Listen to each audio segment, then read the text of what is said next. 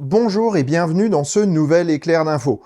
Si j'avais été déçu, c'est le moins qu'on puisse dire, par la présentation du Peugeot i3008, j'avoue que l'annonce de la nouvelle Citroën IC3 ne me laissait pas espérer grand-chose.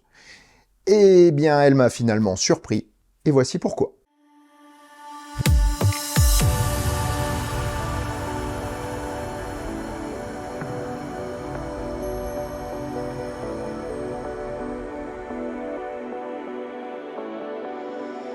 Si ça te plaît, mets un pouce vers le haut et commente. Si ça te plaît beaucoup, abonne-toi.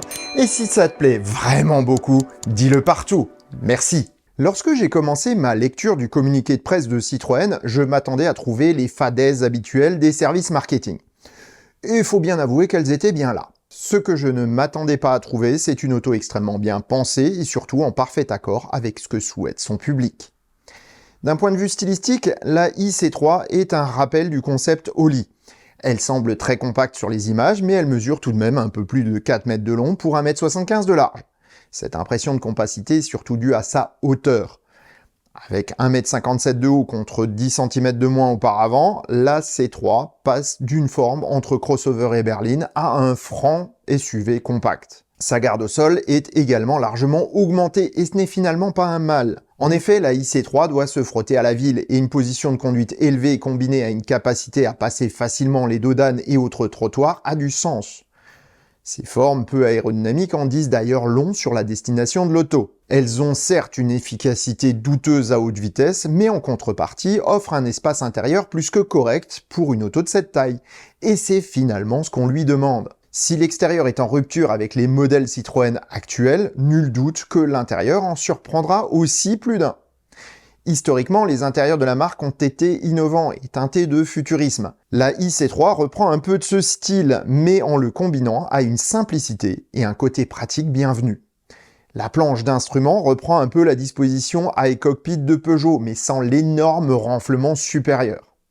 La planche de bord est équipée d'une surface noire réfléchissante sur laquelle sont projetées les informations de conduite, ce qui donne l'occasion au service marketing d'utiliser le terme d'affichage tête haute, qui est en fait un peu faux sur ce coup-là. En plus de permettre un effet stylistique avec une surface continue sur toute la largeur de la planche de bord, toutes les informations essentielles sont disposées à l'endroit idéal pour une bonne visibilité. Je pense que Tesla pourrait s'en inspirer pour les futurs Model 3Y, ce ne serait pas un mal. La tablette de la C3 est minimaliste et réservée à la finition haute appelée Max.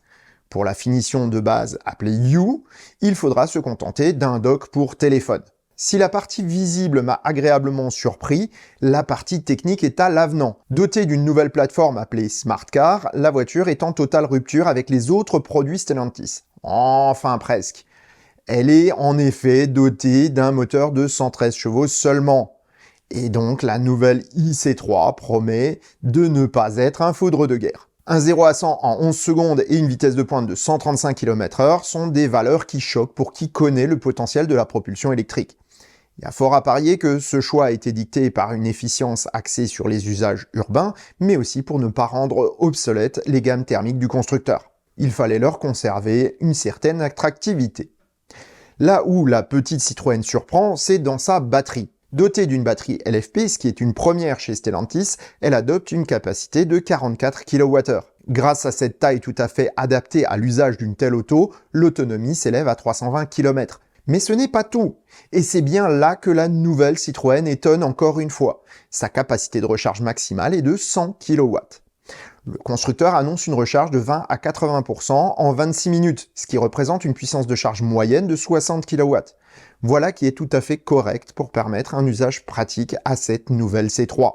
La charge lente accepte quant à elle 7,4 kW en monophasé et Stellantis tease même une recharge triphasée à 11 kW. Cette recharge correctement adaptée à l'usage se double de fonctionnalités informatiques modernes. Planificateur de voyage et application smartphone avec préconditionnement sont de la partie. Du moins sur la version Max. Sur le plan châssis, la nouvelle C3 adopte la suspension à butée hydraulique, censée offrir plus de confort. Pour l'avoir essayé sur la IC4, j'avoue qu'elle m'a laissé sur ma faim.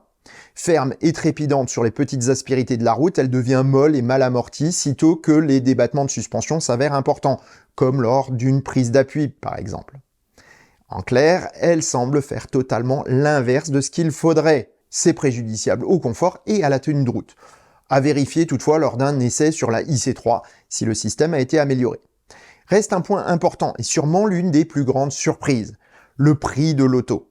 À partir de 23 300 € avant bonus, elle est tout simplement la plus abordable de sa catégorie et ce n'est pas un petit exploit. En effet, la nouvelle IC3 est produite en Europe, en Slovaquie pour être précis.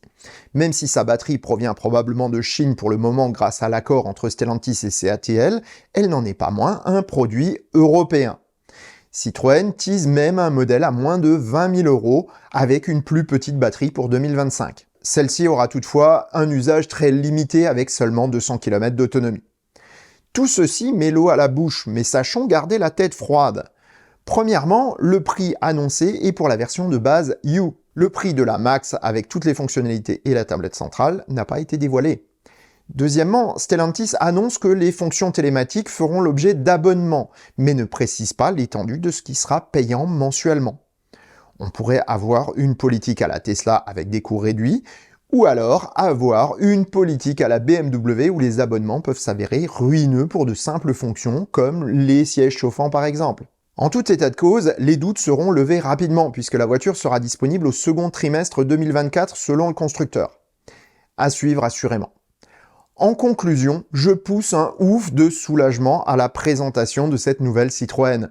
En effet, le groupe Stellantis s'est énormément fourvoyé dans ses choix jusqu'à présent, et les déclarations de son PDG Carlos Tavares ne rassuraient pas sur l'avenir de l'entreprise. La piste suivie par cette IC3 est selon moi la bonne, et si le succès est au rendez-vous, cela pourrait donner une leçon salutaire à la marque et indiquer le chemin à suivre.